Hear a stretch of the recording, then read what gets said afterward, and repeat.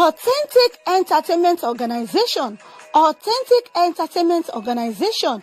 Authentic Entertainment Organization. Àwọn ni wọ́n máa tún dé báyìí o pẹ̀lú oríṣiríṣi ètò nílé iṣẹ́ wọn fún gbogbo ìnáwó tẹ́ ẹ bá fẹ́ ṣe. Ẹ fẹ́ MC fún ìnáwó yín, ẹ fẹ́ alága fún engagement yín, ẹ fẹ́ children entertainer àbí ẹ fẹ́ olórin àsìkò àbí olórin ẹ̀mí fún ìnáwó yín. Ẹ má làágùn jìnnà mọ́. Authentic Entertainment Organization wọ́n tún ti gbèdé fún gbogbo ìnáwó yín. Ìrọ̀rùn ló bá dé fún gbogbo ayẹyẹ yín.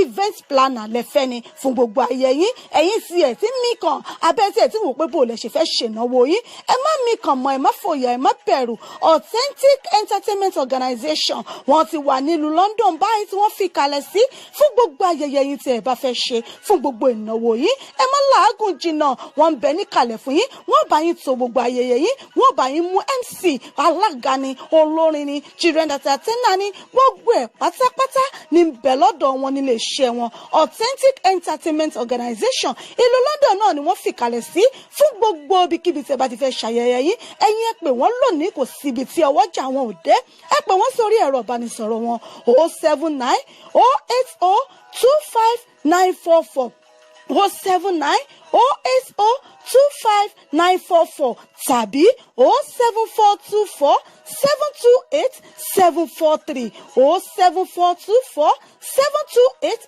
743 ní àwọn ẹ̀rọ ìbánisọ̀rọ̀ wọn tẹ́ ẹ lè pè wọ́n sí tàbí kẹ́ ẹ lọ sí ímeèlì wọn lolly07@yahoo.co.uk. wọ́n ń bẹ lórí Twitter, wọ́n ń bẹ lórí Facebook. Bẹ́ẹ̀ ni kò sí, ẹ pè wọ́n lónìí gbogbo ibikíbi tẹ́ bá ti fẹ́ ṣayẹyẹ yín. Ìrọ̀rùn ló bá dé. Ẹ kàn sí wọn lónìí. Authentic Entertainment Organization ìrọ̀rùn ló bá dé. Ẹ̀yin náà bá wọn dòwò pọ̀ lónìí kẹ́sì rí pé rere lolúwa.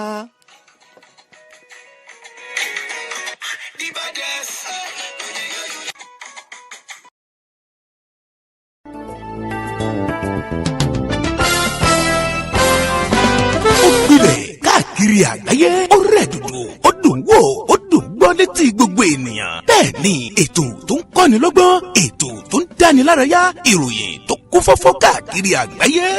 Polówó ọjà kájí ó bugbẹ́jẹ, ètò tó ń pè délérò, ètò tó ní ṣe pẹ̀lú àṣà, ìròyìn eré ìdárayá, ìròyìn àwọn gbajúmọ̀ òṣèré. Bẹ́ẹ̀ ni live on air for advert, jingle, entertainment, breaking news, gossip and news, event promotion, church program, Muslim program and all of your events. Ẹgbẹ́ gbogbo ẹ̀ wá kẹ́ ẹ wá polówó ẹ̀. Lọ́gán ni gbogbo ayé yóò gbọ́. Rédíò àti tẹlifíṣàn kan ló lè ṣe.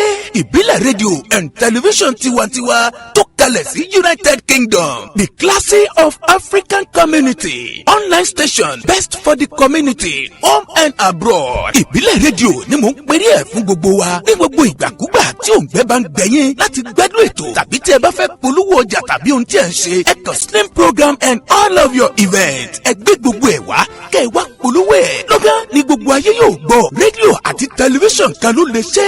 Ìbílẹ̀ rédíò and tẹlifíṣàn tiwantiwa tó kalẹ̀ sí United Kingdom, the classy of African community, online station best for the community, home and abroad. Ìbílẹ̀ rédíò ni mò ń pèrè ẹ̀ fún gbogbo wa ní gbogbo ìgbàkúgbà tí òǹgbẹ́ bá ń gbẹ̀yìn láti gbẹ́dùn ètò tàbí tí ẹ bá fẹ́ polówó ọjà tàbí ohun tí ẹ ń ṣe. Ẹ kàn sí wa ní Ìbílẹ̀ rédíò and television tiwantiwa. Ẹ lè wò wá kedere tàbí kí ẹ gbọ́ wa live on www.ibileradio.com tàbí lórí TuneIn Radio, lórí Twitter, Instagram àti Facebook. Ẹ tẹ Ìbílẹ̀ rédíò láti bá wa dòwò pọ̀ lórí ohunkóhun tí ọkàn yín bá ń fẹ́. Ẹ pe àwọn nọ́mbà yìí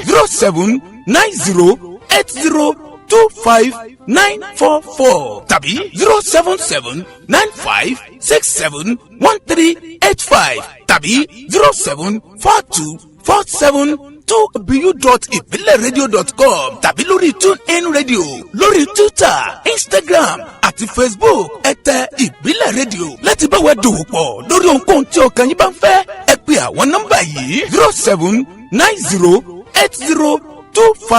07908025944 tàbí 07795671385 tàbí 07424728743.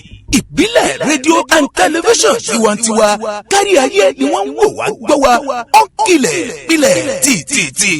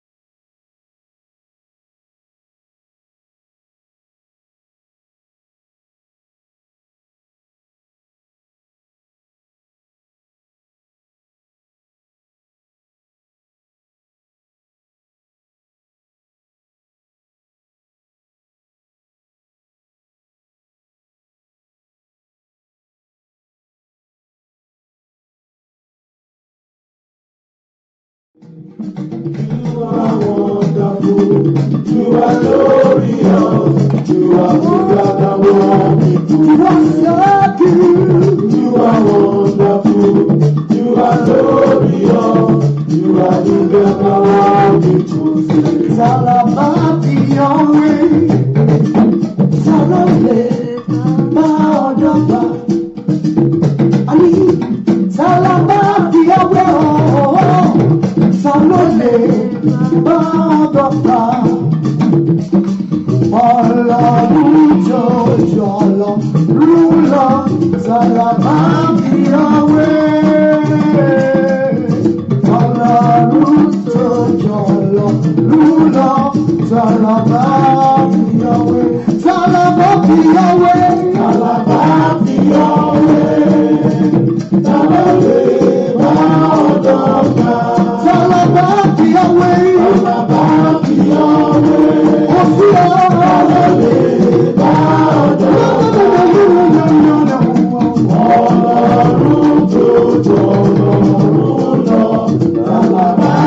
Oh, bẹ́ẹ̀ ni kò sẹ́ni tá a lè fọlọ́wọ́n ọba mi wé, kò sẹ́ni tó tóbi tó lọ́wọ́n ọba mi, kò sẹ́ni tó lè dàbí rẹ̀, kò láfiwé bẹ́ẹ̀ ni kò láfijọ.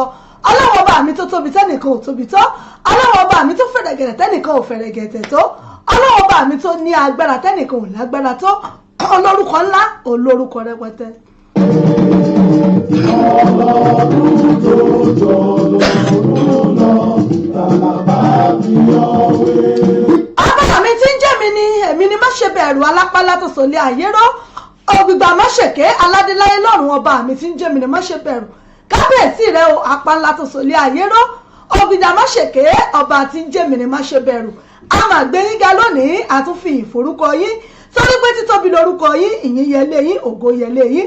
Tá a bá rẹni tí ò dúpẹ́, tá a bá rẹni tí ò forí Ọlọ́run mọ̀, àjẹ́ wípé onítọ̀hún àbàràmú oore jẹ ni. Torí ìdí èyí náà làwa ṣe ń dúpẹ́ lọ́wọ́ Ọlọ́run ọba mi òkè, ọba mi ilé, ọba mi àárín, ọba mi àárín gedegbe. Pé ìbà rẹ̀ lónìí, ọba tó dá wa sí, tó pa wá mọ́, ọba tó fìfẹ́ rẹ̀ fẹ́ wa, tó fàánú rẹ̀ tó fi yí wa ká. Ìyìn ògo ọlá òyèlé rẹ o. A ṣe alihamdulilayi alihamdulilayi alihamdulilayi rabbil alamin sọlọ́wọ́n ọba mi tó tó bí àró. Because there is no one, you only know me. I love you only know me. Hey, you only know me.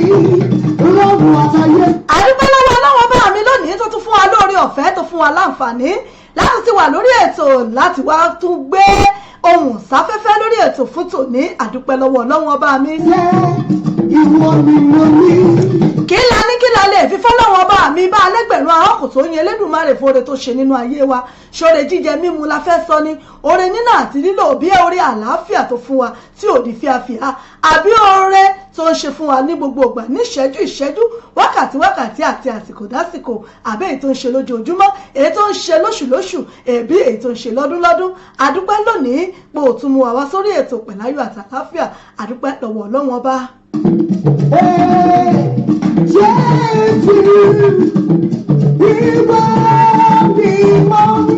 Ìdí rẹ̀ tẹ̀mí fi mọ́ sọ wípé gbogbo àyèkáyè ipòkípò tá a bá wà ẹ̀já mọ́ dúpẹ́ lọ́wọ́ Ọlọ́run ọba fún oore rẹ̀ lórí wa. Ìjẹ́ ẹkú lébà náà làákàrà léèrè wá làákérò ọ̀nà, ẹkújọ́ méjì mẹ́ta náà làákérè ẹni bó bá tún méjì mẹ́ta tá a ríra wa. Èmi kì í tẹ̀ṣọ́ bẹ́ẹ̀ ni mo kì í tológun mo kì í tọ̀wọ̀tọ̀wọ̀ níbikíbi tí ẹ bá ti ń gbọ́ mi káàkiri àgbáláyé pé ẹ káàsán ẹ káàárọ̀ ẹ kú àjálẹ́ níbikíbi tí ẹ bá wà tẹ̀ ti ń gbọ́ ètò yìí. Mo kì í wípé ẹ káàbọ̀ sórí ètò yín, ètò wa Lágbo Fàájì Unlimited nínà rèé láti lè ṣe wa ìbílẹ̀ rédíò tẹlifíṣàn náà lẹ ti ń gbọ́ wa, èyí tó kalẹ̀ sílùú London níbi tí a ti ń dábì ẹ̀dùn tá a ti ń rọ̀ bí òwe níbẹ̀ náà la ti ń wá lórílẹ̀‐èdè United Kingdom níbẹ̀ náà la wà yìí tá a ti ń gbọ́ wa kétékété.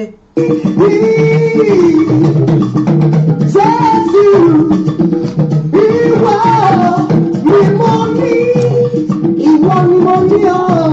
Mo kí gbogbo ẹ̀yin bàbá gbogbo ẹ̀yin ìyá wa nínú ilé níbikíbi tí ẹ bá ti ń gbọ́ mi tẹ̀ tí ń wò mí. Mo kí gbogbo ẹ̀yin ọ̀pọ̀ ẹ̀kú ojúmọ́ rẹ̀ tó mọ wà lónìí. Ẹ kú weekend níbikíbi tí ọwọ́jẹ́ ètò ìbò bá ti ń bá yín níbikíbi tí ẹ̀yin bá wà. A kí yín wípé ẹ̀kú ọjọ́ méjì mẹ́ta ẹ̀kú ọjọ́ gbọ̀rọ̀ bí ọwọ́ aṣọ.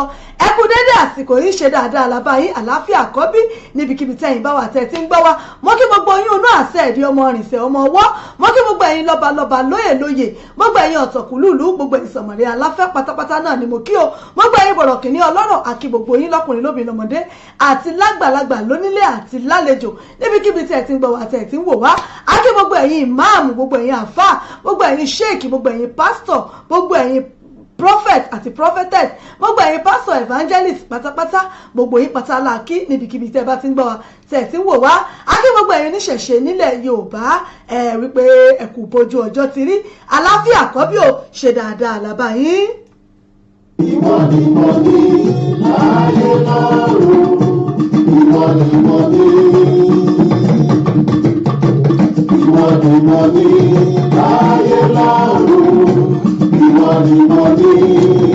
Bẹ́ẹ̀ ni ọlọ́wọ́ bá mi náà la ní àlẹ́ nìkan kò sẹ́ni tá a lè bá dúró, kò sẹ́ni tá a lè bá dọ́gba bí òṣì ọlọ́wọ́ bá mi.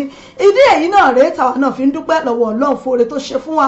Èmi ọmọ yín ọ̀rẹ́ yín olólùfẹ́ yín ìyá Ìbàdàn yín authentic ọbítẹ́bù ìyá Ìbàdàn yín náà rèé wọn náà lóní pírẹsidẹ̀ntà yín á sọ̀rọ̀ tẹ̀fẹ̀ tìmọ̀ràn yájú ọmọ yín rèé ti pàṣíwájú bàbá ajímọ̀sánra ẹ̀jẹ̀ wà fún gbogbo UK mi náà ni mo kí yín káàbọ̀ sórí ètò fún tòní. Lágbo Fàájì lètò, ètò ní Lágbo Fàájì láti lè ṣe wa Fàájì Unlimited lètò. Ẹ wá nǹkan fìdílé kẹ́ fìdílé nǹkan kájọ gbádùn ètò tòní. Gbogbo ẹ̀yin ìyálájẹ́ bàbá lọ́jà mo kí gbogbo yín o, gbogbo ẹ̀yin oníṣẹ́ ọwọ́ oníṣẹ́ oṣù, gbogbo ẹ̀yin káràkátà àkí gbogbo yín pátápátá. Bóò ni lọ́wọ́ ọjà lọ́hùn-ún ṣé wọ́n mú díẹ̀díẹ̀ ṣàjẹ̀mbùgbàjẹ ṣáwọn oníbàárà ṣé wọ́n ń wọlé ṣé wọ́n ń gborí wọlé díẹ̀díẹ̀. Ọlọ́wọ́ bá mi yóò jẹ́ kára jẹjẹun lágbára ṣe Èdùmàrè àní balaye fọwọ́ tí. Òní náà ní ọjọ́ sátidé ọjọ́ 12 nínú oṣù kẹwàá ọdún 2019. Òní náà ní ọjọ́ àbámẹ́ta bí Yorùbá ti ń pè é. Àkí gbogbo yín pé ẹ̀tún káàbọ̀ sórí ètò tòní. A kó ojúmọ́ ire tuntun mọ́ wà lónìí, ojúmọ́ owó, ojúmọ́ ọmọ, ojúmọ́ ayọ̀, ojúmọ́ àlàáfíà àìkú ti ṣe baálé ọ̀rọ̀ náà ní ọjẹ́ fún gbogbo wa. Àkí gbogbo ẹ̀yin silent listener, silent watcher wa pátá níbikíbi tí ẹ bá wà tẹ̀ tí ń gbọ́ wa tẹ̀ ń wò wá. Gbogbo ẹ̀yin tí ẹ̀ ń gbọ́ wa lórí rédíò wa àkíyín ẹ láǹfààní láti gbọ́ wa lórí wẹ́bsáìtì wa www.ibileradio.com, lórí tuning radio ẹ láǹfààní láti gbọ́ wa lóńbẹ̀. Ẹ download tuning lórí app yín, ẹ search fún Ìbílẹ̀ rédíò lórí ẹ̀ tẹ́ bá ti download ẹ̀ tán kétékété báyìí náà lẹ́ẹ̀ máa gbọ́ wa lórí Facebook wa Ìbílẹ̀ rédíò tiwantiwa TV, lórí Facebook page wa ìbílẹ̀ rédíò and television Tiwantiwa UK ẹ máa gbọ́ wa ẹ sì máa wò mí live and direct bí mo ti ń bẹ lórí ètò yìí lágbo fàájì náà lètò ẹ̀yin tèmi bó ni ṣe ti wà kándàn kẹ́ ẹ ṣe wà ká ń pé lórí ètò tòní àtúnjọ gbádùn ara bẹ́ẹ̀ bó bìtì gbádùn sìgá bẹ́ẹ̀ wà náà rèé tàṣe máa ń gbádùn ẹ̀kọ́ gbóná tààtún fi àwọn bàbá wa wọ́n tún fi tábà wọ́n tún fi mú aláwọn ọba mi ọ̀sánú lórí ètò náà látún ti wà yìí ò mọ kí gbogbo yín pẹ̀ kú kalẹ̀ níbẹ̀ ń wo níbikíbi tí ẹ bá wà ẹ wá nǹkan fìdílé nǹkan kájọ gbádùn ètò tòní orin ọpẹ́ náà ni mo kọ́ fi ṣíde ètò tòní orin ọpẹ́ náà nítorí pé ọpẹ́ yẹ wá ọlọ́pẹ́ ló yẹrú o ká mọ̀ dúpẹ́ ní gbogbo ipòkípò tá a bá wà ká sà mọ̀ dúpẹ́ fọ́lọ́run ọba orin ọpẹ́ náà ni mo fi wọlé láti ọwọ́ àwọn boys àwọn náà ni wọ́n kọ orin yìí tí wọ́n pè ní let's shout hallelujah tí a bá ti ń gbọ́ mi níbikíbi tí ẹ bá wà ẹ bá mi share fídíò yìí ẹ invite àwọn olólùfẹ́ yín kájọ jẹ gbádùn ètò yìí. Jésù Jésù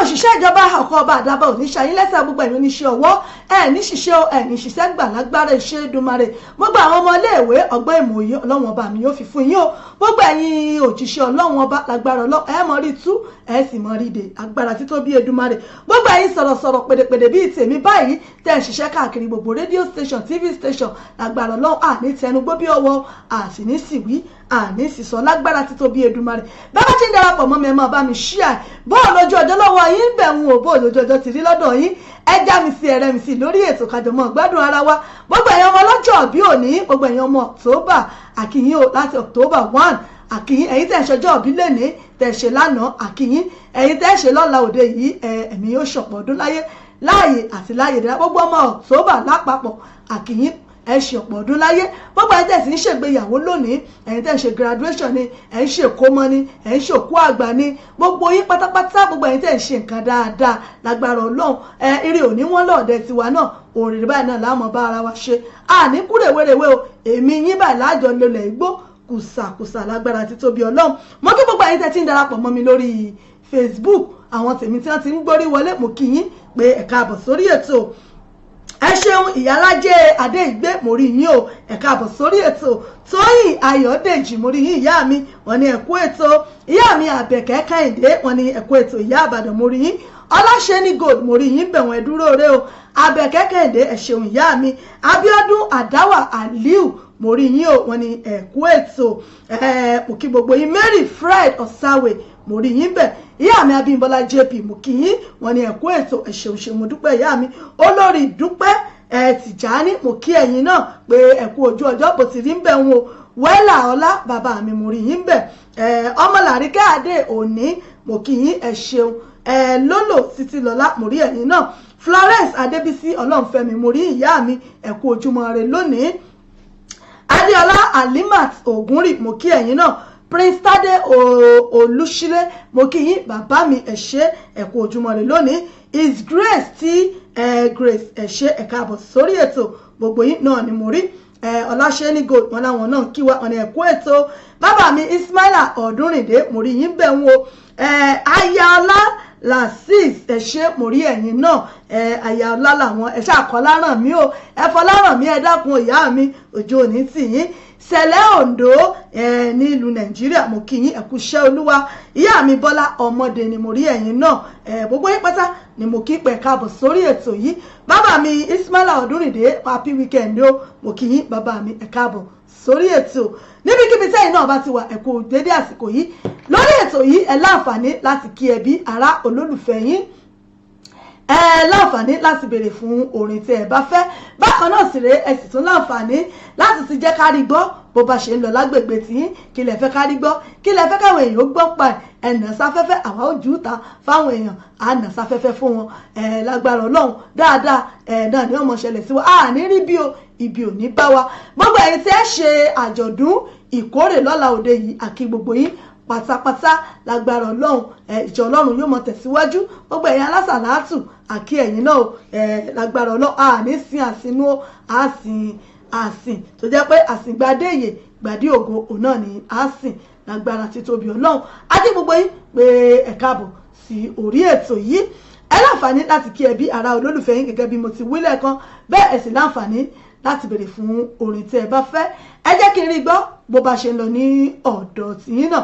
Ẹ já mi sí, ẹ jẹ́ kí àrígbọ́ kí Ọlọ́run ọba mi kí ó ṣe dáadáa fún wa àti orílẹ̀-èdè Nàìjíríà, kí Ọlọ́run ọba kó bá wa tún ṣe, kó bá wa tún orílẹ̀-èdè wa Nàìjíríà ṣe. Tẹ́ ẹ bá rí omi òjò tó ń rọ̀ lẹ́nu ọjọ́ mẹ́ta yìí, kódà àwọn agbègbè kan wà tó jẹ́ wípé òjò ọ̀hún gbogbo lẹ́bẹ̀ẹ́ ti bàjẹ́. Káwọn olórí wa kí wọ́n dákun wọ́n bá wa wò ó. Mo rí fídíò kan lánàá, gbogbo ọ̀nà pátápátá ló ti bàjẹ́. Òjò tó wá rọ̀ ti wá jẹ́ kí omi ń kó kún. Tẹ́ ẹ bá wá rí àwọn èèyàn ṣe ni wọ́n ń pọ́n géètì, àwọn ọmọléèwé wọ́n ń pọ́n géètì báyìí ní láti lè sọdá, láti lè bọ́ sí ibi tílẹ̀ ti gbẹ, tílẹ̀ ti dá. Ọlọ́run ọba kó ṣàánú wa Nàìjíríà, Ọlọ́run kó bá wa tún ṣe. Àwọn olórí wa náà ẹ dákun, gbogbo ibi tó kù díẹ̀ káàtó sí yìí, ẹ bá wa bójú wo bẹ̀, kẹ́ ẹ bá wa tún bẹ̀ ṣe. Àbí ṣó yẹ kó wá rí bẹ́ẹ̀? Ṣó yẹ kó máa lọ bẹ́ẹ̀ bí? Ẹ wo bá bí Nàìjíríà bó ṣe tóbi tó, alọ́rọ̀ ajé a ní gbogbo ẹ̀ tó wá yẹ kẹ́ pé àwa náà láàmú dojúkọ gbogbo àwọn ìṣòro báyìí lóríṣiríṣi. Ọlọ́run ọba yóò bá wa tún tò. Ẹ̀yin èèyàn mi, ẹ jẹ́ kí n rí gbọ́ bó bá ṣe ń lọ ní ọ̀dọ̀ tìyín náà. Ẹ já mi sí lórí ètò, ẹ jẹ́ kí n mọ̀ bó bá ṣe ń lọ lọ́dọ̀ yín fún tòní. Ẹ láǹfààní láti kí ẹbí ará olólùfẹ́ yín lórí ètò fún tòní. Ẹ máa bá ń bẹ́tò bọ̀ náà, mò ń bọ̀ náà.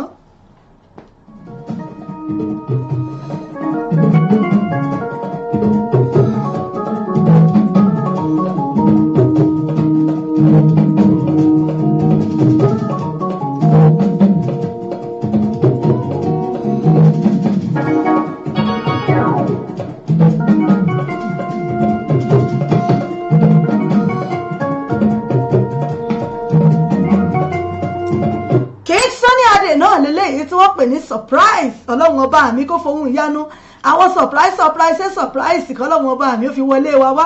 Gbogbo ayé nígbà surprise bá Ọlọ́run ọba kó fi surprise kó fi bẹ́lẹ̀ tí a náà wò.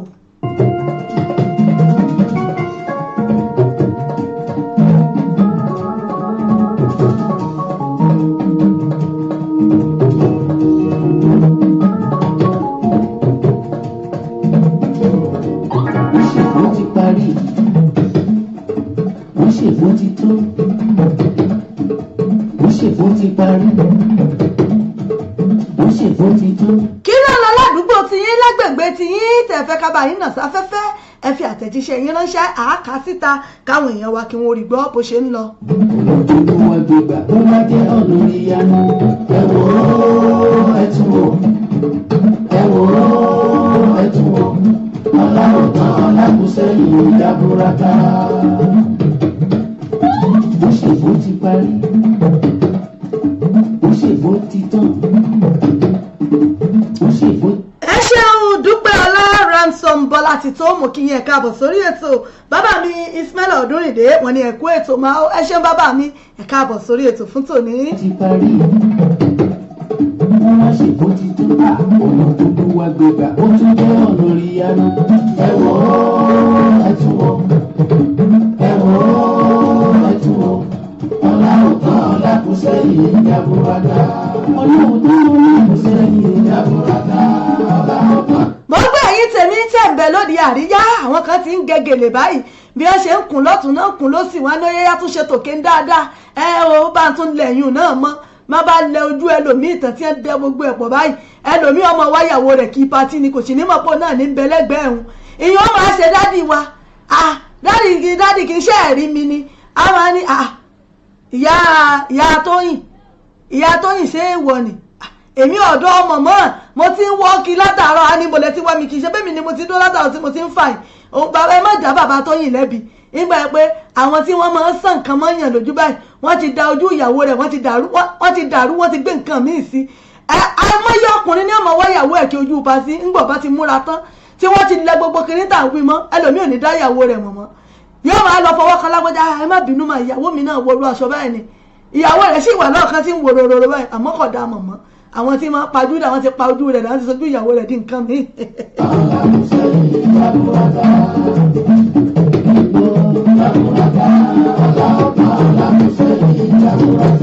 Lórí ìdí èyí gbogbo ẹ̀yin tèmi ṣe ti múrò di àríyá ẹ̀kú ọ̀wẹ́ o bò ó ní òde ó dùn o. ojú rọra ń wẹ̀ jaburata ọ̀làọ̀tá ọ̀làkùsẹ̀yìn jaburata ojú ẹ̀yìn rọra ń wẹ̀ jaburata ọ̀làọ̀tá ọ̀làkùsẹ̀yìn.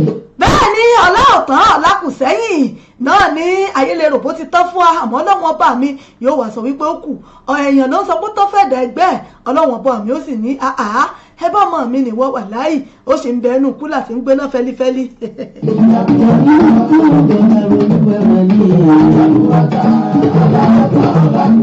lórí ètò yìí ètò wa fàájì unlimited náà lẹ́wà yìí lágbo fàájì lẹ́tọ̀ níbi tó ti máa ń sẹ́lẹ̀ kẹjọ tí gbogbo ẹ̀ ti ń dùn tó ti ń gbá kan jù kan lọ ọlọ́wọ́n bá mi tó ti ń dùn jọ.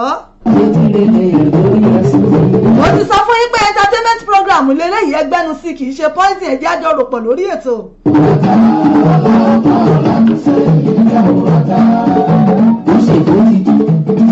ó ṣètò ti parí wọ́n wá ṣètò ti tọ́ pátá ó ṣètò. lórí ètò yìí níbẹ̀ náà láti máa ń kíra wa kú òpin ọ̀sẹ̀ tá a ti máa ń láǹfààní láti kí ẹbí ará olólùfẹ́ wa lórí ètò ibẹ̀ náà láti tún mọ́jọ́ bu omi ọgbọ́n mu àtúmọ̀ bu omi ọgbọ́n mu lórí ètò yìí lọ́lọ́kan ọ̀jọ̀kan ẹ̀fẹ̀ ọgbọ́n gbogbo ẹ̀ náà níbẹ̀ lórí ètò yìí. ó ti parí olúwa gbèjà ó tún jẹ́ ọ̀nà ìyanu ẹ̀wọ̀ ẹ̀túwọ̀ ọ̀làọ̀tá ọ̀làkùsẹ̀yìn jaburata.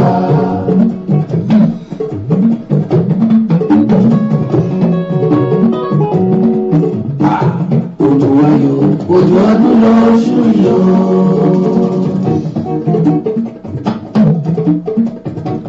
wẹ́líwẹ́lí báyìí náà lójò ń rọ̀ lórílẹ̀‐èdè nàìjíríà báyìí wọ́n lójò ń fìkan ràn kan báyìí ní gbogbo ọ̀nà ló ti bàjẹ́ gbogbo ojú ọ̀nà pópó ọ̀nà pátápátá gbogbo ẹ̀ ló ti bàjẹ́ fún mi àwọn èèyàn orí bí gbà wọn ọ̀rọ̀ náà gbà lọ́ọ̀kì ló dé.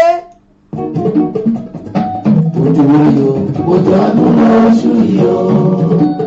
àṣà lè sọ pé lọ́wọ́ ọba mi ti ń rọ̀jò a lè sọ pé kò ṣe ń tọ́ da àmọ́ bọ́nà wa bá dáa bójú ọ̀nà bá tọ́ bójò bá rọ̀ á kọjá lọ ń tiwa lámọ̀ bá ti a lọ òjò náà ó sì mọ bá tiẹ̀ lọ yọmọ ṣàn lọ.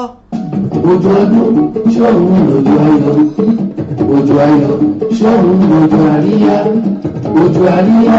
àmọ́ nígbà tójú ọ̀nà ò bá dáa bójú ò bá ti ń rọ̀ báyìí ọmọ káwọn èèyàn mọ́lé ni ọ̀pọ̀lọpọ̀ àwọn èèyàn ni ò ní lè jáde náà nílè lọ bí iṣẹ́ nígbà tójú ọ̀nà ò bá dáa kàkà kómi ó wọ́ lọ yọ ọ̀yà mọ́ lọ rẹ́gun sẹ́nu ọ̀nà àwọn èèyàn ni yóò mọ yàbò wọ́n nú ilé nàìjíríà ọlọ́run ọba yóò bá wa tún ṣe.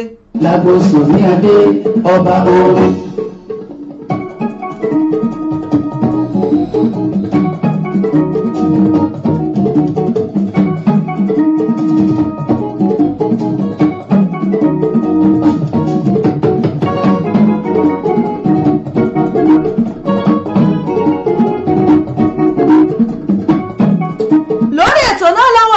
láǹfààní láti béèrè fún orin tẹ́ ẹ fẹ́ ẹ láǹfààní láti kí ẹbí ará ojúlùmọ̀ yín bẹ́yìn bá sì fẹ́ ká bá yín ka àtẹ̀jíṣẹ́ yín ẹ fi ránṣẹ́ àáká síta láti bá yín kí ẹbí ará olólùfẹ́ yín.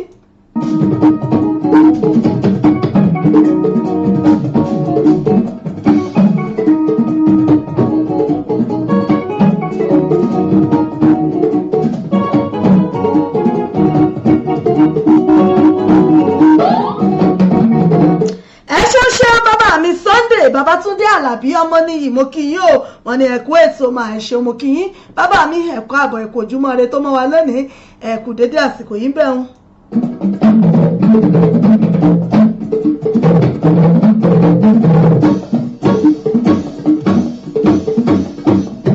ẹ jẹ́ ká máa jó lórí mọ̀kúrọ̀mọ̀ká.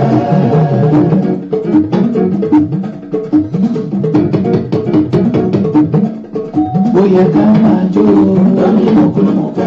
oríṣiríṣi ìṣẹ̀lẹ̀ náà ló tún ṣẹlẹ̀ lórílẹ̀‐èdè wa kọ́lọ́wọ́n bá ó gbà wá ẹ̀rí àwọn baby factory tí wọ́n tún já pútẹ́ wọn níbi tí wọ́n kó wọn sí níbi tí wọ́n kó àwọn ọmọbìnrin sí tó jẹ́ wípé wọ́n fún wọn lóyún mọ́lẹ̀ ń bẹ̀ wọ́n wá ń bímọ ń bẹ̀ ẹ dákun ẹ̀yin èèyàn mi àwọn ọmọ tí wọ́n ń bí òun níbo ni wọ́n ń kó wọn sí níbo ni wọ́n ń kó àwọn ọmọ òun níbo ni wọ́n ń kó wọn sí ẹ̀yin èèyàn mi.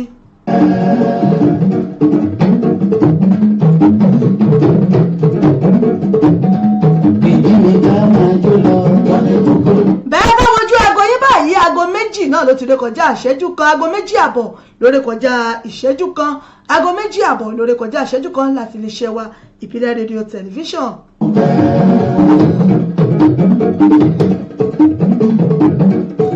ẹ dákun baby factory tí wọ́n tí wọ́n ká mọ́ ibi tí wọ́n ti rí wọn yìí táwọn èèyàn táwọn ìjọba tí wọ́n kọsẹ̀ bá níbi tí wọ́n ti rí ẹ dákun àwọn tí wọ́n kó tí wọ́n lóyún níbo ni wọ́n ti rí àwọn ọmọ tí wọ́n bí ẹ̀yin èèyàn mi ẹ dákun níbo ni wọ́n ń kó wọn lọ níbo ni wọ́n ń kó àwọn ọmọ ọ̀hún sí ṣé wọ́n kó lọ sí motherless babies home ni àbí níbo ni wọ́n ń kó àwọn ọmọ ọ̀hún sí ẹ̀yin èèyàn mi.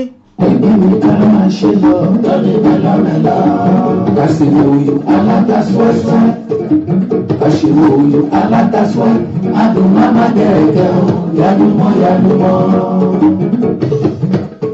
Èjé ká máa jó lọ lọ́dẹ mọ́kúrú bẹ́ẹ̀.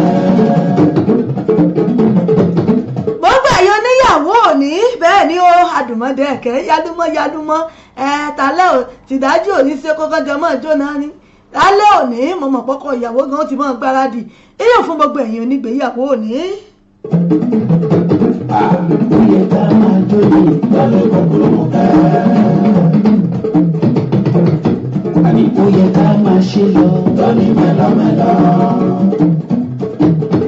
Gbogbo àwọn ọmọ tí wọ́n kó yìí tí wọ́n ń bí tán kọ́ níbo ni wọ́n kó wọn sí níbo ni wọ́n kó wọn lọ àbí nígbà tí ìṣe pé kálukú wọn wà nílé ọkọ wọn tábà sọ pé ibẹ̀ ni wọ́n ti ń lóyún tán ti ń bímọ àmọ́ nígbà tí wọ́n pè ní baby factory láì ṣe pé ibẹ̀ ni wọ́n ti ń kó ike tàbí bóyá ike náà produce ńbẹ̀ àbí bóyá ọṣẹ ni wọ́n produce jáde ńbẹ̀ tó jẹ́ wípé ọmọ ni ẹ dákun àwọn ọmọ òun níbo ni wọ́n ń wà níbo ni wọ́n ń kó wọn sí níbo ni wọ́n ń lọ.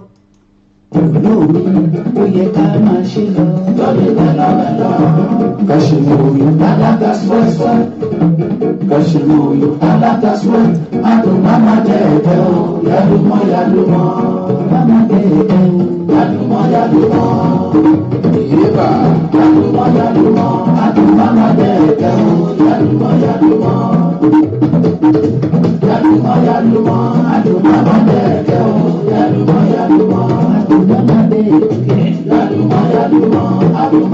Ẹ ṣeun bàbá mi Ismaila Ọdúnrìndé wọ́n ní they sell them wọ́n ní all the baby is for sale ọlọ́wọ́n ọba mi kó ṣàánú wọ́n ní gbogbo àwọn ọmọ yìí wọ́n kàn ń bí wọn ní tábà tí wá bí wọn wọ́n mọ̀ tà wọ́n ṣáwọn tó bá tẹ̀ jẹ́ pé bóyá àwọn tí wọ́n ń wọ́ ọmọ ni wọ́n ń tà á fún àtó bóyá ká sọ pé irú àwọn tó jẹ́ pé wọ́n ń wojú ọlọ́wọ́n ọba fọ́mọ pípẹ́ tí wọ́n rọ́mọ bóyá irú wọn ni wọ́n ń ta àwọn ọmọ yìí fún àbí bóyá nǹkan míì sì tún ni kọ́lọ́wọ́n ọba kó ṣàánú. Ìyá mi Fọláṣadé Adébísí mo kí yín ẹ káàbọ̀ sórí ètò yìí ètò wa lágbo fàájì náà láwà yìí níbi tí a ti máa ń sọ̀rọ̀ tẹ́fẹ́ tí mọ́nà tá a ti máa ń kí ẹbí ará ojúlùmọ̀ wa.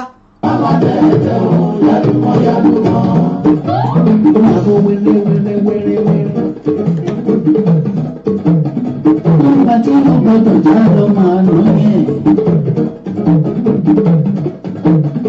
Nígbà tí wọ́n gbọ́dọ̀ já lọ máa nù yẹn. Bẹ́ẹ̀ ni ìyún fáwọn bọ̀dọ̀ olójú kò mú ọ lọ a ní ọmọ yẹn ò gbọ́dọ̀ lọ o àwọn nu a ní nọ́mbà tí ò gbọ́dọ̀ já lọ máa ná bá ti rí nípa tí báyìí wọ́n ti fojú sáì tiẹ̀ síbì kan pé ọmọ ìyá wọ́n sì níyàwó ńlé bí 20 bí 30 ìyàwó ń bẹ ńlé fún ilé ti kún àmọ́ síbẹ̀síbẹ̀ ojú wọn ò kú ò ń ta ojú mọ̀lẹ́ wọn ò kú ò lọ tí àwọn bọ̀dá olójú kò mú ò lọ lélẹ́yìn ènìyàn bá wíhun.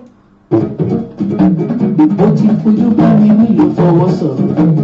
Ó ti fọwọ́ sọ̀rọ̀ ló tún fojú bá mi wí ó ti dá. Báwọn ọkùnrin mi ìbọn bá ti róbìn báyìí ẹ̀rí gbogbo ara wọn mọ gbọ̀n ní pẹpẹpẹpẹ wọn ò ní lè dúró wọn ò ní lè bẹ̀rẹ̀ wọn ò ní lè kúrú wọn ò ní lè kẹ́ láìsí pé wọn ò róbìn rí ìyàwó sì ń bẹ ńlẹ̀ ẹ dákun kí ló tún wá kù tí ń bá ká.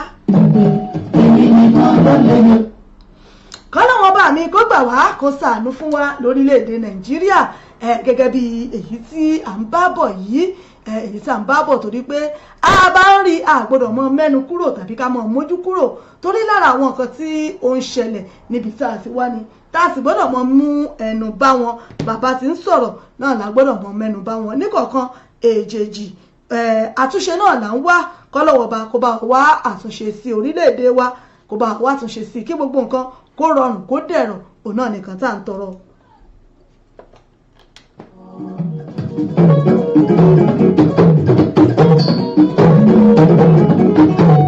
èmi nìkan ló lè lo ìwọ òye bọ̀ èmi nìkan ló lè bọ̀ ìwọ òye wọn. Àmúrògbòdò múrògbòdò múrògbòdò láyé àmúràbàtì múràbàtì múràbàtì bàbá omi ti bí wá mi lálejò wọn ti ṣe yìí sí ìyíjẹ náà ìyíjẹ rẹ sì yàtọ̀ mi òwò náà omi ládùn omi sóró ojú wẹ́líwẹ́lí èyí àrà. King Sunny Adé ẹ̀dápẹ́jọ́ ó sọwọ́ ọ̀sán ẹ̀wọ̀n kọ́ mi ń kọ́ kúkọ jàre stop it I like it. wọ́n gbélé èdè jọjọ ogun kọ́ ní sáńkọ́. mọ́mọ́ báwọn bọ̀dá kan wọ́n bá ti gbọ́ ìbá orí wọn ti mọ̀ tán náà lẹ̀ pé ọmọ pàtítà máa lọ lẹ́nìí àwọn ọmọ yẹn máa gbà ẹ̀rí fún mi yọmọ jáde lálálá ìtẹ̀lẹ̀ gan ọmọ kan náà ní mọ̀nàmọ̀nà torí kíni wà láì torí abo náà ni. bàbá mi Ismaila ẹ dákun sẹ́ ẹ̀gbọ́n mi o. Múrògbòdò múrògbòdò múrògbòdò láyé àmúràbàtì múràbàtì múràbàtì bàbá orí ti bí wá mi lálejò. ẹ láǹfààní láti kí ẹbí ará olólùfẹ́ yín lórí ètò ẹ láǹfààní láti kí àwọn èèyàn yín fún ìgbádùn òpin ọ̀sẹ̀ bóyá níbikíbi sàn bá wà ẹ fẹ́ kí wọ́n ní bóyá wọ́n ń ṣayẹyẹ ọjọ́ bí ìgbéyàwó ni àbẹ̀fẹ́ kí wọ́n fún nǹkan ẹ láǹfààní láti fi àtẹ̀jíṣẹ́ yín ránṣẹ́ àásìbàyín kà á síta ẹ ṣeun ṣe ìyá mi Florence Adébísí mo rí yín Gloria Shua mo rí yín ìyá mi ẹ ṣeun bàbá mi Ismaila ẹ rẹ́rìn-ín ọlọ́mọ nọ́mbà lé yín o. wọ́n ti ṣe é sí ìyíjẹ náà ìyíjẹ rẹ̀ sí àpò mi òwò tán omi ládùn omi sóró ojú wẹ́líwẹ́lí èyí àrà wọ́n gbélé èdè jọjọ ogun kọ́ ní sáńkọ́. èèpà iná kìjì iná pẹlẹbẹ. yes abẹ́ẹ̀rí nǹkan iná pitì iná pẹlẹbẹ bá gbé nílẹ̀ báyìí ọlọ́run ọba mi ó di gòbénu. ẹ̀rọ mi ayàtọ̀ ìdájọ́ olùṣeré kó kájọ máa yáta yáyó lóyà ẹgbẹ̀rẹ̀. eléyìí náà ni fún ìgbádùn òpin ọ̀sẹ̀ yín níbikíbi tẹ́yìn náà bá wà ẹ̀yin bọ̀bọ̀ bèbí ẹ̀yin màmá ẹ̀yin bàbá ẹ dákun ẹjọ́ ẹ̀yin náà gbé bọ́dì yín ò lórí ètò náà lọ́wọ́ yìí.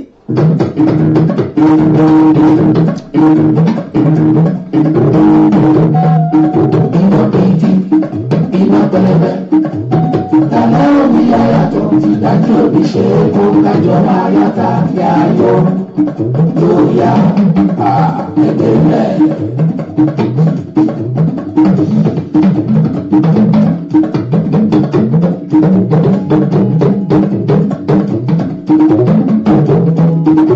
lórí ètò náà láwà yìí pẹ̀lẹ́ mi ọmọ yín ọ̀rẹ́ yín olólùfẹ́ yín ìyá àbàdàn yín náà níbẹ̀ lórí ètò níbi tá a ti ń dábí ẹ̀dùn tá a ti ń rọ̀ bí òwe tá a ti ń dá kékelúke lórí ètò fún tòní.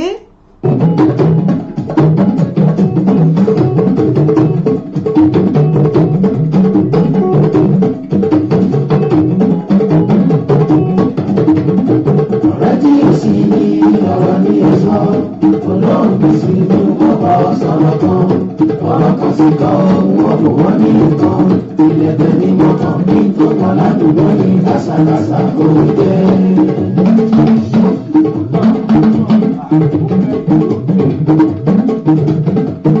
ẹ ṣé bàbá mi Elijah Kúmúyì mo rí yín lórí ètò ẹ̀sìnkú aráfẹ́rakù ẹ̀kọ́ afẹ́ra aráfẹ́rakù ti màmá tí wọ́n rè lé ọlọ́wọ́n ọba mi yóò bá wa fọ̀run kẹ́ wọn ọlọ́wọ́n ọba yóò tẹ̀ wọn sáfẹ́fẹ́ rere o lágbára ọlọ́wọ́n ọba iwájú tó dojúkọ ò ní bàjẹ́ ẹ̀yìn tán fi sílẹ̀ náà kò ní bàjẹ́ lágbára ọlọ́run iwájú tó sì dojúkọ yóò dá lágbára tító bí Èdùmàrè mo kí yín o bàbá mi Elijah Kúmúyì pé ẹ̀kú aráfẹ́rakù tí màmá yín èyí tí wọ́n dolóògbé lágbára ọlọ́run ọba yóò dá gbogbo ẹ̀yàn ọmọ sí àti gbogbo ọmọ ọmọ o àti gbogbo ohun tí wọ́n fi sílẹ̀ lágbára àṣẹ Èdùmàrè ẹ̀kú aráfẹ́rakù bàbá mi mo kí yín o.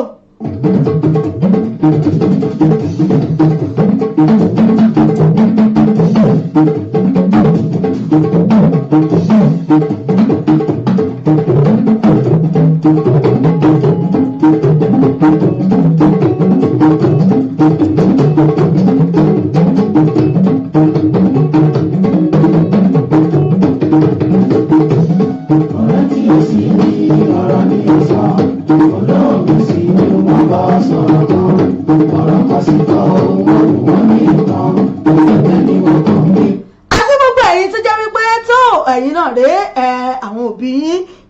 bàbá ni tàbí màmá táwọn náà dágbére fáyé akí gbogbo yín ó lágbára títóbi ọlọ́run ọba yóò fi ọ̀run rere yóò fi kẹ́ wọn èpè burúkú ọlọ́run ọba yóò mú kúrò ní ojú wọn akí gbogbo yín pátápátá gbogbo ẹ̀yin tí níyà tẹ̀ ní bàbá mọ́ kọ́lọ́run ọba mi kí ó tọ́jú gbogbo wa pátápátá lágbára ọlọ́run ọba láṣẹ Èdùmàrè akíyín bàbá mi Elijah Kúmúyì Samson Akíọlá barista wa barista Samson Akíọlá mo rí yín bàbá mi ẹ káàbọ̀ sí orí ètò ẹjẹ tún pàlùdà náà ẹjẹ tún pàlùdà kí n tún bá bí wọlé náà fún ìgbádùn gbogbo yín náà ní lórí ètò ẹ tó ń jẹ́ ń bá bí wọlé sórí ètò náà mò ń bọ̀.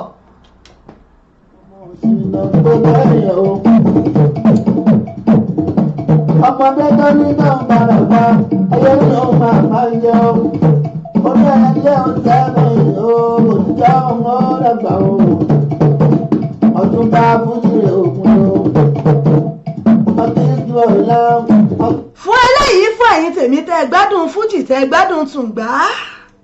ìgbà òkúnlẹ̀ ó ní ìtàn òwò agbẹ́bí ọdún ìgbò ẹni tí ó di ìyá ọdún ìgbà tó yẹ sí ìlú tí ó di ìwọ ẹni tí ó di ìyá ẹni tí ó di ìdí ìlú tí ó di ìyá ọ̀pá tí ó di ìṣẹ́ ilé bá mi ìwọ́tọ́ ọ̀gbẹ́yẹ tó di ìwọ́ rí nọ́mbà ìwẹ́ o àwọn ìwẹ́ òkun o àwọn ayé wá ní iṣẹ́ o. ó lọ́rọ̀ wọn fẹ́ kì í. ọlọ́run bá mi kó ṣàánú fún wa kó ṣe wá lórí olówó kọ́ mọ́ ṣe wá lórí olóṣì o àwọn kan wáyé wá ṣiṣẹ́ àwọn kan wáyé wá gbowó èmi tèmi àtẹ̀yìn olólùfẹ́ mi wà láyàwó awáyé wá gbowó ni o owó kan mọ̀ wọlé èrè kò wọlé gbogbo wa. àwọn ayé wá jẹ ìyàrá yìí. èlò máa ṣọ́wà. àwọn ayé wá jẹ ìjọ sílẹ̀. ẹ ṣeun ìyá mi Níkì Láti mo kí yín ẹ káàbọ̀ sórí ètò ẹ̀kọ́ wíkẹ́ndì lónìí lórí ètò yín lágbo fàájì náà láwà yìí. àwọn ayé wá jẹ ìbàdàn. ó ṣàdáàrí ìwọ́n àti sọ. aláǹgbà òṣòro. bàbá àti ló ń ṣeré ilé. ọ̀gá wa ló ti rẹ̀. àwọn tèmi tó tó tọwọ́ pẹ́. báàkà náà. ọ̀rọ̀ bí tẹ́lẹ̀ ìjẹsà. ìyálé dìbò yòó. Àbúrò àmọ́ mi ṣáàkìá. Àyọ̀jọ́ lábẹ́ mi mọ̀. Olóòrò ọmọ ọmọ fẹ́rẹ̀ lọ́kẹ̀. Àjọ torí ẹgbẹ́ ooo. àmọ́ gẹ́gẹ́ bí èyí tà ń sọ̀bọ̀ lẹ́ẹ̀kan kí ni nǹkan ìgbésẹ̀ wo lẹ lérò pé ó yẹ kí ìjọba ó gbé láti lè jẹ́ kí irú àwọn nǹkan báyìí kó dẹ́kun lórílẹ̀‐èdè wa bàbá wa lẹ́ẹ̀kan wọ́n ti bá wa sọ wọ́n ní àwọn ọmọ ọ̀hún wọ́n láwọn ọmọ yẹn wọ́n ní wọ́n ń tà wọ́n ni wọ́n ní wọ́n ń ta àwọn ọmọ tó jẹ́ wípé àwọn kan tí wọ́n kó àwọn obìnrin pamọ́ síbì kan wọ́n ń fún wọn lóyún tí wọ́n sì ń bímọ tán wá ń bímọ tí wọ́n pamọ́ jọ́ọ̀bẹ̀ tí wọ́n pè wọ́n ní baby factory bàbá mi Ismaila Ọdúnrìndé wọ́n ní àwọn ọmọ ọ̀hún wọ́n ní wọ́n ń tà wọ́n ni irú nǹkan báyìí kí lẹ̀yin lérò pé ó yẹ kí ìjọba ó ṣe lórí irú nǹkan báyìí kí ni kí ìjọba ó ṣe irú ìgbésẹ̀ wo ló yẹ kí ìjọba gbé fún irú nǹkan báyìí láti lè jẹ́ kí irú nǹkan yìí kí ó dẹ́kun ní orílẹ̀-èdè wa ojú òpó wa ó wà ní ṣíṣí ẹ lè pè wá wọlé sí orí ètò bóyá iná ní kankan tẹ́ ẹ fẹ́ sọ bóyá ináwọn ẹbí ara yín tẹ́ ẹ fẹ́ kí àbí èyí tá a sọ sílẹ̀ yìí tẹ́yìn náà ní kankan tí ẹ fẹ́ sọ àbí kankan tẹ́yìn náà gbọ́ tẹ́ ẹ fẹ́ kí agbègbè lórí ètò yìí ojú òpó ó wà ní ṣíṣí báyìí láti pè wọlé orí WhatsApp wa náà lẹ lè pè wá sí yálà ní UK ní Europe ní Nàìjíríà ní orí WhatsApp wa ó náà ni ẹ lè pè wá sí ìyẹn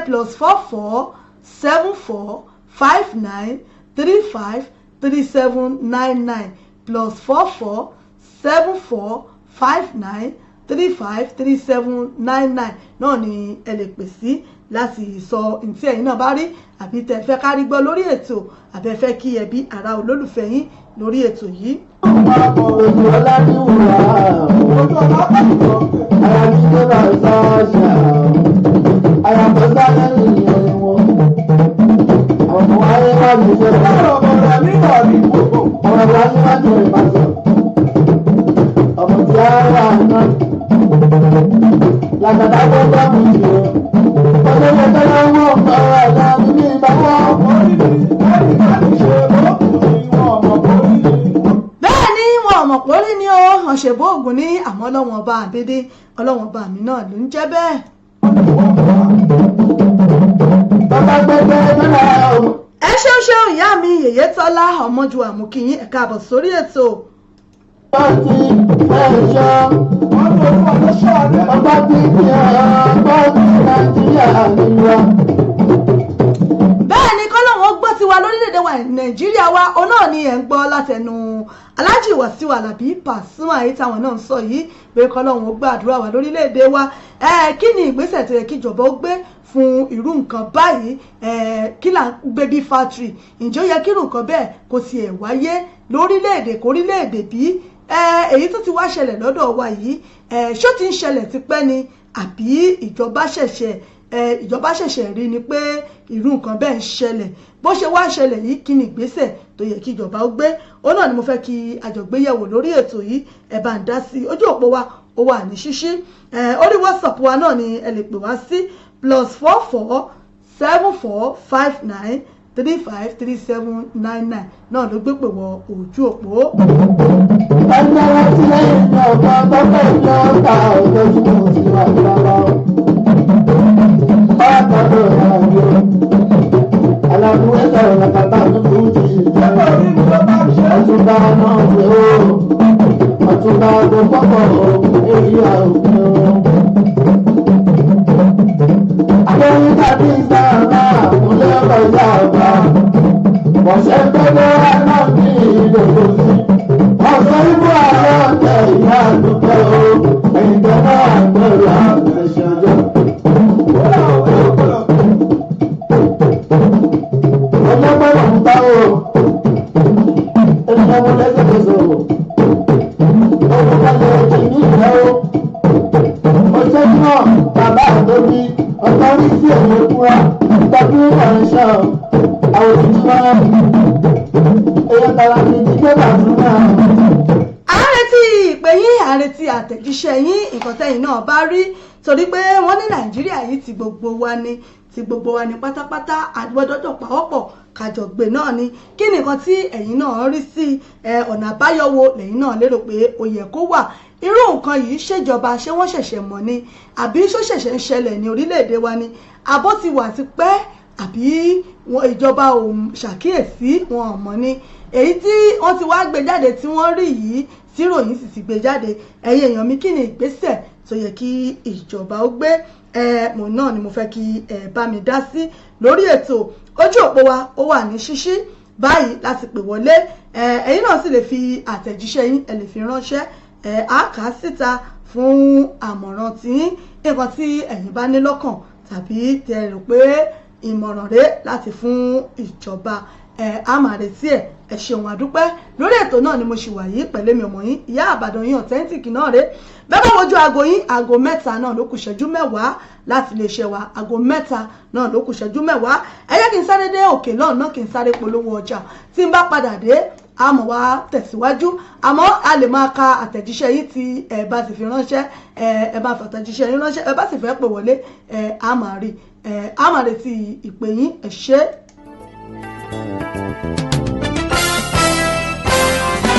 Ó gbilẹ̀ káàkiri àgbáyé ó rẹ̀ dòdò ó dùn wò ó dùn gbọ́ létí gbogbo ènìyàn bẹ́ẹ̀ ni ètò tó ń kọ́ni lọ́gbọ́n ètò tó ń dáni lárayá ìròyìn tó kún fọ́fọ́ káàkiri àgbáyé polówó ọjà kájí ó bugbájẹ ètò tó ń gbé ìdílé rọ ètò tó ní ṣe pẹ̀lú àṣà ìròyìn eré ìdárayá ìròyìn àwọn gbajúmọ̀ òṣèré bẹ́ẹ̀ ni live on air for advert jingle entertainment breaking news gossip and news event promotion church program muslim program and all of your events ẹgbẹ́ gbogbo ẹ̀ wá kẹ́ ẹ wá polówó ẹ̀ lọ́gán ni gbogbo ayé yóò gbọ́ rédíò àti tẹlifíṣàn kan ló lè ṣe ìbílẹ̀ rédíò and tẹlifíṣàn tiwantiwa tó kalẹ̀ sí United Kingdom the classy of African community online station best for the community home and abroad ìbílẹ̀ rédíò ni mò ń pèrè ẹ̀ fún gbogbo wa ní gbogbo ìgbàkúgbà tí òǹgbẹ́ bá ń gbẹ̀yìn láti gbádùn ètò tàbí tí ẹ bá fẹ́ polówó ọjà tàbí ohun tí ẹ ń ṣe ẹ kàn sí wa ní ìbílẹ̀ rédíò and television tiwantiwa ẹ lè wò wá kedere tàbí kí ẹ gbọ́ wa live on www.ibileradio.com tàbí lórí TuneIn Radio lórí Twitter Instagram àti Facebook ẹ tẹ ìbílẹ̀ rédíò láti bá wa dòwò pọ̀ lórí ohunkóhun tí ọkàn yín bá ń fẹ́ ẹ pè àwọn nọ́mbà yìí 079080 07027252944 tàbí 07795671385 tàbí 07424728743. ìbílẹ̀ rédíò and tẹlifíṣàn tiwantiwa kárí ayé ni wọ́n ń wò wá gbọ́ wa ó kilẹ̀ pilẹ̀ tìtìtì. ẹ ṣeun ṣeun ẹ̀yin èèyàn wa ẹ káàbọ̀ padà láti ẹ̀ka àpolówó ọjà wa ẹ káàbọ̀ padà láti ẹ̀ka àpolówó ọjà wa gẹ́gẹ́ bí mo ṣe ń sọ lẹ́ẹ̀kan kí nìkan tí ẹ̀yin lérò ojú òpó wa ó wà ní ṣíṣí láti pè wọlé bóyá ẹ̀yin náà fẹ́ bá wa dá sí nǹkan tí ẹ̀yin náà rí tí ẹ fẹ́ sọ ojú òpó wa ó wà ní ṣíṣí láti pè wọlé láti bá wa dá sí orí WhatsApp wa òun náà ni ẹ lè pè sí +447459353799 òun náà ni ó gbé ìpè wọ ojú òpó láti bá wa dá sí ẹ̀yin náà sì lè fi àtẹ̀jíṣẹ́ yín ránṣẹ́ àáká síta fún ntẹ́yìn náà bá ní ẹ ṣeun ìyá mi Abímbọ́lá Sanni wọ́n ní ìyá àbàdàn ẹ̀kú ètò ẹ ṣeun ṣe mo dúpẹ́ ìyá mi bẹ́ẹ̀ lẹ́sìn láǹfààní láti kí ẹbí ará olólùfẹ́ yín lórí ètò ẹ láǹfààní láti kí àwọn èèyàn yín ẹ sì láǹfààní láti béèrè fún orin tí ẹ bá fẹ́ fún ìgbádùn òpin ọ̀sẹ̀ yín ẹ béèrè fún orin tí ẹ bá fẹ́ ẹ sì láǹfààní láti kí ẹbí ará olólùfẹ́ yín ní orí ètò ẹ̀yin tèmi bó ló ṣe ń lọ lọ́dọ̀ yín bó ní wíkẹ̀ndì yín ẹ̀já mi sí ẹ̀rẹ́ mi sí lórí ètò ẹ jẹ́ kí n mọ bó ṣe ń lọ lọ́dọ̀ tìyín náà níbikíbi tí ẹ bá wà lágbègbè ibi tí ẹ bá wà ẹ jẹ́ kí n mọ bí ó ṣe ń rò lọ́dọ̀ yín bẹ̀rùn iléeṣẹ́ wa ìbílẹ̀ rédíò TV ẹ má gbàgbé fún gbogbo ìpolówó ọjà yín ẹgbẹ́ ìpolówó ọjà yín wá àbàyìn polówó ẹ̀ kí gbogbo ayé gbọ́ kí wọ́n sì mọ̀ tí ẹ̀yin náà ṣe ní ọ̀dọ̀ yín owó tábọ̀ ẹ̀wọ̀ ìdákọ̀mù báyìí náà ni àfìbàyìn polówó ẹ̀ tí gbogbo ayé ó sì gbọ́ tí wọ́n mọ̀ nǹkan tí ẹ̀ ń tà lọ́dọ̀ yín ẹ̀yin onílé ìjọsìn oníṣàṣọ ní mọ́ṣáláṣí ẹgbẹ́ kéde yín wá àjọ̀dún ní ìkórè ní gbogbo tí ẹ bá fẹ́ ṣe tí ẹ fẹ́ kí ayé ó gbọ́ tẹ fẹ́ kí wọ́n mọ̀ ẹ bá wa dòwò pọ̀ lónìí káfi tiwa káfi gbé tìyín lárugẹ studio number wa náà ẹ lè pe studio number wa bẹ́ẹ̀ sì lè pe nọ́mbà tèmi náà lórí 07424728743 07424728743 òun náà ni ẹ lè pè mí sí fún gbogbo nǹkan tí ẹ bá fẹ́ lórí ètò bàbá mi Ismaila Ọdúnrìndé ẹ ṣé wọn ní ẹ̀kú ètò mà á retí ìpè yín tàbí àtẹ̀jíṣẹ́ yín kí ni ìgbésẹ̀ tó yẹ kí ìjọba ó gbé nígbà tí wọ́n ti rí irú nǹkan báyìí ṣé ó ṣẹ̀ṣẹ̀ ṣẹlẹ̀ ni àbí ó ti ń ṣẹlẹ̀ tipẹ́ àbí ìjọba ni wọ́n tètè ṣàkíyèsí bóyá wọ́n ṣẹ̀ṣẹ̀ wàá mọ̀ ni àmọ́ láì tí wọ́n mọ̀ yìí kí ni àmọ̀ràn yín fún ìjọba àbí kí ni ìgbésẹ̀ tẹ́yin lérò pé ó yẹ kí ìjọba gbé ní ìgbà tí wọ́n ti mọ ìṣẹ̀lẹ̀ tó ṣẹlẹ̀ yìí ẹ̀yin èèyàn mi òun náà ni mo fẹ́ kí a jọ fi ojú sùnùkùn kájọ fojú sùnùkùn wò ẹ bá mi dá sí lórí ètò kó má ṣe mí nìkan ẹ bá ń dá sí kí a jọ gbé yẹ̀wò lórí ètò fún tòní WhatsApp wa náà lẹ lè pè sí ní UK ní Nàìjíríà tàbí ní Europe níbikíbi tí ẹ bá wà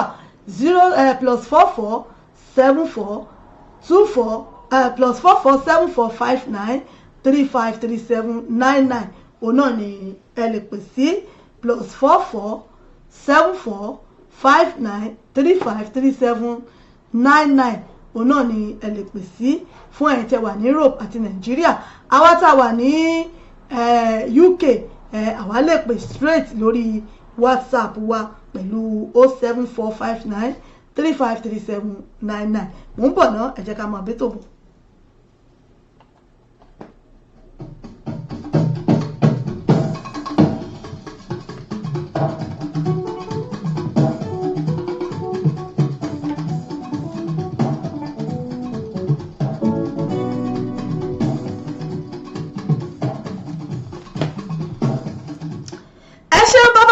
Ismaila Ọdúnrìndé wọ́n ní àìníjọba gidi ní Nàìjíríà wọ́n ní small time ànígbọ́ nípa ẹ̀ mọ́ pé small time ànígbọ́ nípa ẹ̀ mọ́ wọ́n ní àìníjọba gidi lórílẹ̀‐èdè wa wọ́n ní òun ló fà á wọ́n ní àmọ́ ńgbà tó bá yá nìsín ẹ̀ nígbọ̀n kankan pa rẹ̀ mọ́ kọ́lọ́wọ̀n bá kó ṣàánú wọ́n ní bí nǹkan bá ṣẹlẹ̀ tí wọ́n pariwo lórílẹ̀‐èdè wa ń bò bá yá kẹ́ tó ṣẹ́jú pẹ́ bá ẹ̀gbọ́n kankan mọ́ ẹ̀yin èèyàn mi kí ló dé tí gbogbo ẹ̀ rí bẹ́ẹ̀.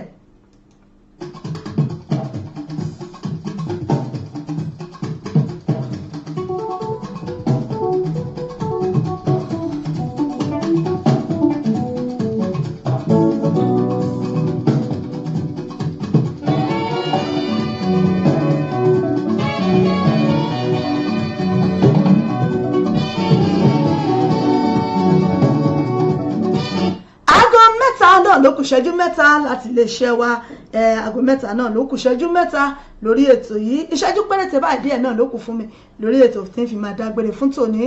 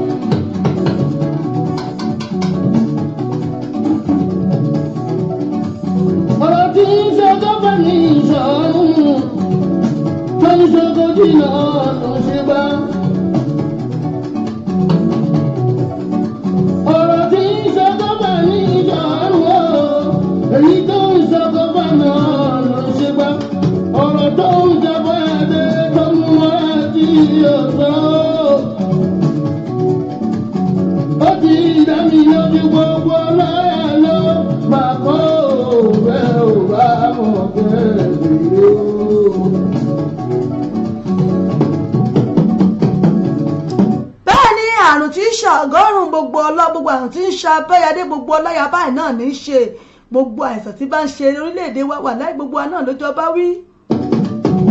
kò síbi tá a lè rí yẹ̀ sí ibẹ̀ lábíà sí àti wá láti bẹ̀ bó ti wà náà nu tá a sì ti bá a kú kọ́lọ́hún ó ṣàánú.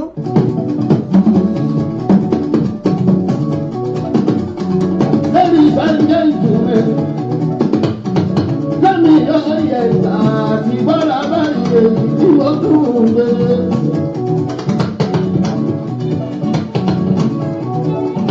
Adéyìnbí ká ọlọ́kọ̀ọ́lá, àyìnlẹ́ òkú máa rí wọn níta. Ibi wọn náà sí máa rí wọn dàgbà kó náà sí wọn níta kó.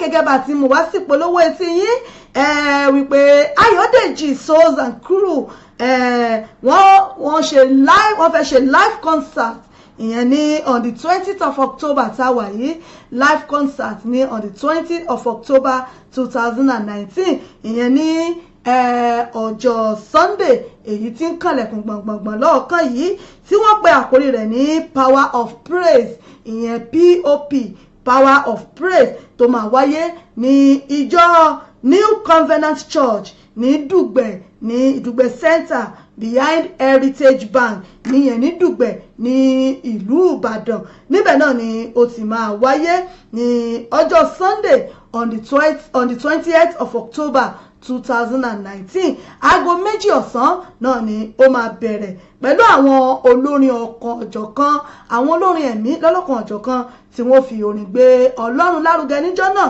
níbẹ̀ náà láti rí Mike Abdul níbẹ̀ náà láti rí Prince Coke Bájọwà Bàbá Túnmiṣe Ọ̀pá Remote pẹ̀lú D-Cod Tọ́pẹ́ Phillips Jùmọ̀kẹ́ Owólabí pẹ̀lú Yọ̀kún Praise níbẹ̀ náà ni gbogbo wọn tí wọ́n ti máa fi orin gbé Ọlọ́run lárugẹ pẹ̀lú Ayọ̀dèjì Souls and Crew níbi tí wọ́n ti máa gbé Ọlọ́run lárugẹ ìyẹn ní aago 2 ọ̀sán ló máa bẹ̀rẹ̀ ní ọjọ́ Sunday on the 20th of October 2019 oṣù táwa yìí ní Sunday tó ń bọ̀ yìí ní New Covenant Church Dùgbẹ̀ Center ìyẹn nílùú Ìbàdàn behind Heritage Bank ní Dùgbẹ̀ Ìbàdàn níbẹ̀ náà ni ó ti máa wáyé ẹ jẹ́ ká túyàyà gbogbo àwa ti Ìbàdàn ẹ jẹ́ ká gbé Ọlọ́run lárugẹ ẹ jẹ́ káwa náà rèé káwa fi orin yìí ká fi gbé Ọlọ́run lárugẹ wọ́n retí wa lọ́jọ́ yìí ẹ má jẹ́ ká gbàgbé a ó máa retí yín ẹ ṣé àdúpẹ́. wọ́n ní tó o lẹ́kọ̀ọ́ ṣàlàyé ẹ̀ka ìwà.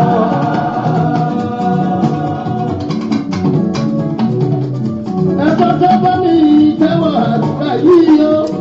aago kọjá ìṣẹ́jú kan láàrin ìṣẹ́jú mẹ́rin òun náà ní máa dágbére lórí ètò fún tòní láàrin ìṣẹ́jú mẹ́rin máa dágbére lórí ètò fún tòní àwọn láàrin ìṣẹ́jú mẹ́rin ọ̀hún àjọ̀gbádùn ara wa náà ní kó tó di pé a máa kú lórí ètò. gbogbo alábòrú lè tí wọ́n ti wá jùlẹ̀ sínú bẹ́wẹ́ ṣe ń bọ̀ látọ́rí ìfẹ́ láti aláwùrà sí nítorí. ẹ jẹ́ ń sáré dókè lọ́nà tí n bá padà dé ká mọ̀ wá dágbére lórí ètò fún tòní ẹ jẹ́ ń sáré dókè lọ́nà mú bọ̀ náà.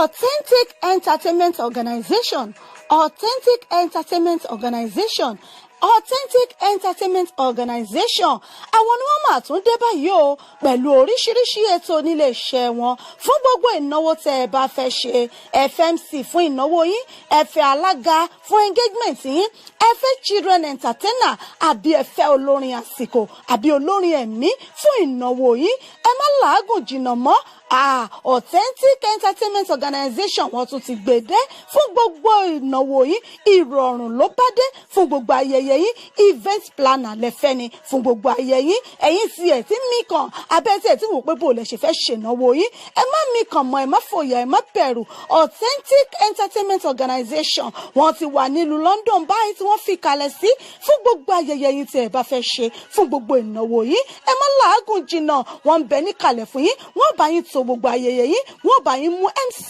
alága ni olórin ni children entertainer ni gbogbo ẹ̀ pátápátá ní bẹ̀ lọ́dọ̀ wọn nílé iṣẹ́ wọn Authentic Entertainment Organization ìlú London náà ni wọ́n fìkàlẹ̀ sí fún gbogbo ibikíbi tí ẹ bá ti fẹ́ ṣàyẹyẹ yín ẹ̀yin ẹ pè wọ́n lónìí kò síbi tí ọwọ́jà wọn ò dé ẹ pè wọ́n sórí ẹ̀rọ ìbánisọ̀rọ̀ wọn 079 080 25944 079 080 25944 tàbí 07424 728 743 07424 728 743 ní àwọn ẹ̀rọ ìbánisọ̀rọ̀ wọn tẹ́ ẹ lè pè wọ́n sí tàbí kẹ́ ẹ lọ sí ímeèlì wọn lolly07@yahoo.co.uk wọ́n ń bẹ lórí Twitter wọ́n ń bẹ lórí Facebook bẹ́ẹ̀ ni kò sí ẹ pè wọ́n lónìí gbogbo ibikíbi tẹ́ bá ti fẹ́ ṣayẹyẹ yín ìrọ̀rùn ló bá dé ẹ kàn sí wọn lónìí Authentic Entertainment Organization ìrọ̀rùn ló bá dé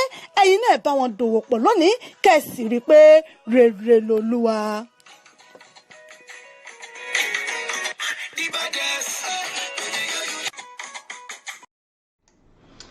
ẹ ṣe o ẹ káàbọ̀ padà láti iléeṣẹ́ Authentic Entertainment Organization event lábẹ́ àkóso èmi ọmọ yín ọ̀rẹ́ yín olólùfẹ́ yín náà ni fún gbogbo ìnáwó tí ẹ bá fẹ́ ṣe fún gbogbo ayẹyẹ yín ẹ fẹ́ MC fún ìnáwó yín fún ọjọ́ bí ìgbéyàwó ìkómọjáde ìrántí òkú àgbà àjọ̀dún ìjọ àjọ̀dún ẹgbẹ́ náà lẹ́fẹ́ ṣe tẹ FMC tó dámúṣẹ́ tó pójú owó ẹ má gbàgbé láti kàn sí iléeṣẹ́ wa Authentic Entertainment Organization event láti ọwọ́ ọmọ yín ọ̀rẹ́ yín olólùfẹ́ yín ìyá àbàdàn yín Authentic náà ni alága àdúrà alága àjókòó náà lẹ́fẹ́ fún gbogbo ìnáwó tí ẹ bá fẹ́ ṣe fún ọjọ́ fún ìgbéyàwó yín ẹ kàn sí wa lẹ́nìí ẹ fẹ́ event planner ní ẹ fẹ́ olórin ẹ̀mí ẹ fẹ́ olórin fún òde àríyá yín ẹ fẹ́ olórin ẹ̀sìn ẹ kàn sí wa níléeṣẹ́ wa Authentic Entertainment Organization níbikíbi tí ẹ bá wà kó síbi tó wọ́jà wa òde káàkiri igun mẹ́rẹ̀ẹ̀rin àgbáláyé ẹ̀yẹ́ ṣáà ti kàn sí wa lẹ́nìí lórí ẹ̀rọ ìbánisọ̀rọ̀ wa 079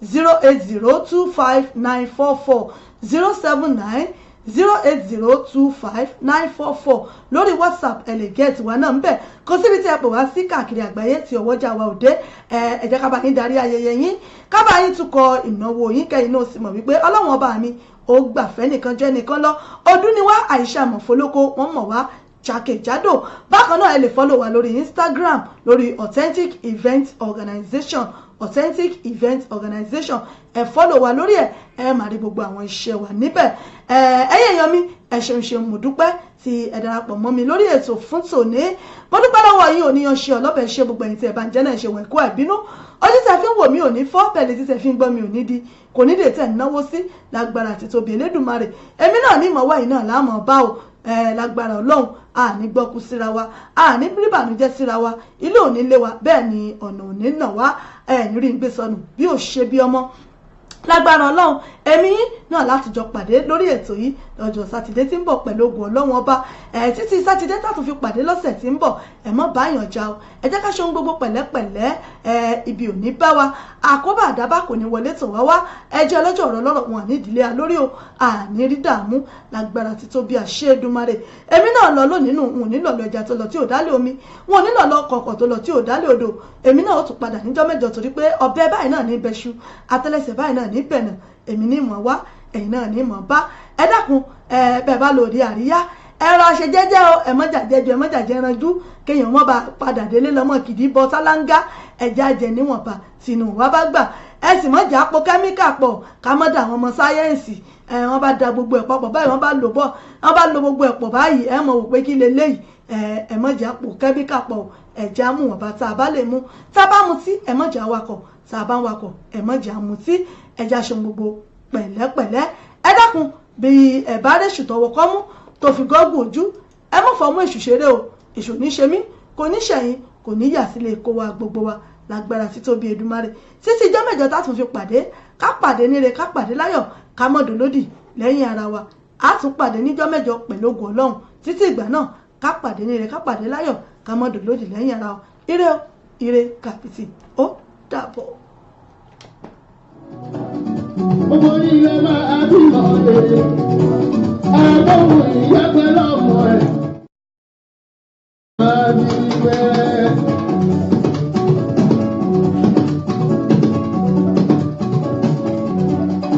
Lọ́jọ́ tó mọ̀ tó fi dẹ́rù sọ́kọ̀ o, wọ́n mú ẹ̀yẹ. Tó bá ti dénú ìyá rẹ̀ ló bẹ̀rù láàrin. Bọ́lọ̀bọ̀lù bọ́yọ̀ lókèrè, tó máa lò fún gbogbo, bí ìbùnú wọn mọ́ ẹ̀dá mọ́.